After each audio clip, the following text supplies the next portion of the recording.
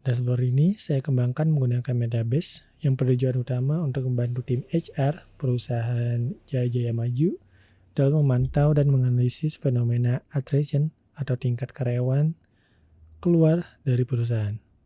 Di bagian atas dashboard, kita bisa langsung melihat 3 indikator utama, yaitu total karyawan, yaitu sebanyak 1.058 orang, kemudian total karyawan yang sudah keluar sebanyak 179 orang, dan total data hasil prediksi sebanyak 1.058 orang.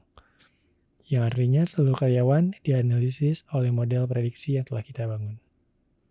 Selanjutnya terdapat pie chart yang memperlihatkan proposisi antara karyawan yang bertahan, yang berwarna hijau, dan yang keluar yang berwarna merah. Di sini proposisinya yang bertahan sebanyak 879 orang, dan yang keluar sebanyak 179 orang. Di sebelah kanan terdapat ranking fitur penyebab attrition. Berdasarkan hasil model yang telah kita bangun, di sini faktor yang paling mempengaruhi yaitu karyawan yang melakukan kerja lembur atau overtime sebanyak 20,73%. Disusul dengan total berapa tahun dia bekerja, kemudian monthly income atau gaji, dan stock option. Disusul dengan faktor-faktor lainnya seperti age, environment satisfaction, years at company, material status single, years in current role, dan job level. Kemudian, dashboard menampilkan analisis distribution berdasarkan faktor usia.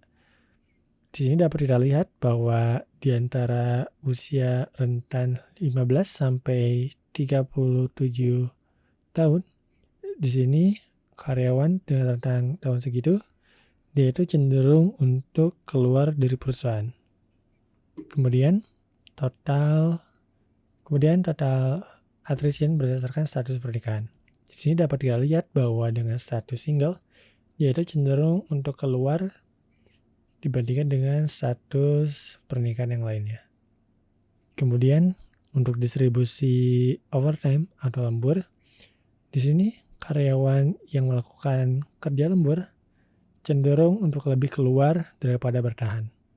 Kemudian distribusi income bulanan atau gaji bulanan, di sini dapat kita lihat bahwa untuk gaji sekitar 0 sampai 3 juta, kemudian 3 juta sampai 6 juta, atau yang artinya dengan proposisi gaji yang rendah, karyawan cenderung untuk keluar dari perusahaan dibandingkan bertahan. Di sini dapat kita lihat bahwa dengan income yang rendah, dia cenderung untuk keluar daripada bertahan. Kemudian untuk distribusi attrition berdasarkan design from home, di sini dapat dilihat walaupun desainnya 0 sampai 5 km, di sini yang keluarnya itu banyak, akan tetapi di sini yang bertahan juga banyak. Yang artinya dia itu cenderung yang desain home-nya lebih dekat, dia cenderung untuk bertahan. Akan tetapi dengan karyawan yang distance from home-nya itu lebih jauh, dia cenderung untuk keluar daripada bertahan.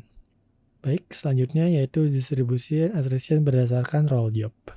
Di sini dapat kita lihat bahwa role job dengan role sales representative, dia itu cenderung untuk keluar dibandingkan bertahan. Di sini dapat dilihat totalnya itu 58 karyawan. Di sini yang keluar sebanyak 25. Oke, dari dashboard ini dan penjelasan tadi, kita dapat menyimpulkan beberapa poin.